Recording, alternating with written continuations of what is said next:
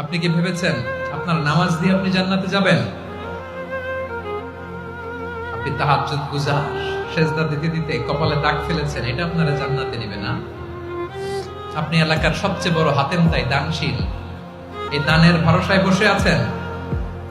কুশ্চিত কালো আমাদের নামাজ, আমাদের রোজা, আমাদের ইবাদত, এগুলোকে মিজানের পাল্লায় উঠালে কোনো ওজনই হবে না। তবে আমাদের একটা কৌশল জানা আছে, আমরা আল্লাহর রহমতের ভিখারি। আমরা সেদিন আগেই গুনার স্বীকৃতি দিয়ে দেব।